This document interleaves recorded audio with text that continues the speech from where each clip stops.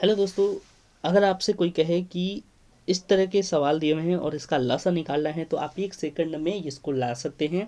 इसका आंसर आप एक सेकंड में बता देंगे बिना पेन पेपर का यूज किए, और इसका आंसर होगा डी नंबर। ठीक है।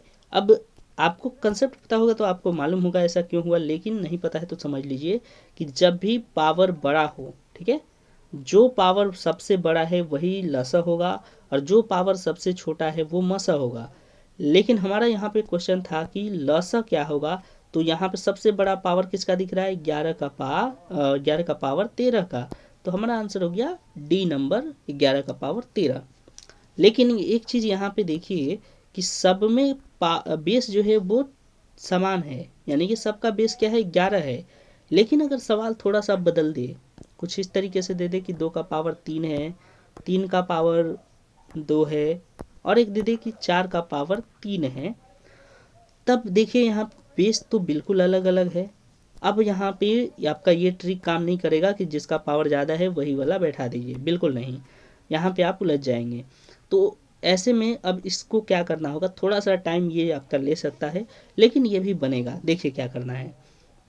सबसे पहले तो आपको एलिमिनेशन सिखाता हूँ कि लसा में एलिमिनेशन कैसे होता है। जब भी लसा निकालना हो तो देखिए कि क्या ये दो जो है इस चार में आ सकता है क्या, यानी कि दो जो है, चार को हम तोड़ेंगे तो दो आएगा, बिल्कुल आ सकता है ना। तो उस समय आपको इस दो को देखना ही नहीं है, क्योंकि दो पे भी पावर 3 है और इस चार पे भी पावर 3 है, यानी कि हमारा 4 का पावर 3 से ही लसा निकालेंगे तो आ जाएगा। अब बच गया हमारे पास कितनी संख्या है, 3 और 4, मतलब बेस 3 और 4 वाली ये दो संख्याएं बची हैं, इनका हमें क्या करना है, लसा निकालना है। तो सीधा सा बात है कि लसा निकालना है तो आप 3 का पावर 2 को तोड़ लीजिए। कैसे तोड़ेंगे, तो 3 का पावर 2 है तो यानी कि 3 2 बार होगा।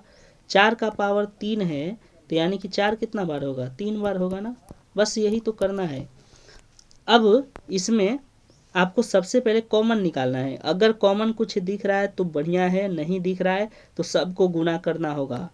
देखिए अब 4 और 3 में कुछ भी हमें कॉमन नहीं दिख रहा है, ठीक है। ये 3 4 हो नहीं सकता, 3 4 और 4 ऊपर में और है नहीं, तो यानी कि कुछ भी कॉमन नहीं दिख रहा है। तो बस करना यही है कि सबको मल्टीप्लाई कर लीजिए, गुणा कर दीजिए सबका।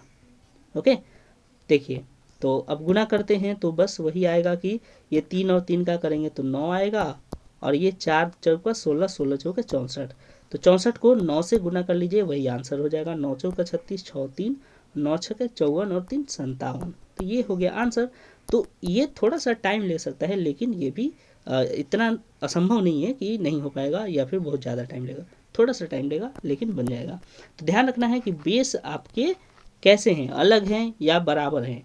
अगर बेस समान है तब तो आप चुटकी में 1 सेकंड में आंसर दे सकते हैं, लेकिन बेस थोड़ा अलग है तो इस तरीके से आपको बनाना पड़ेगा।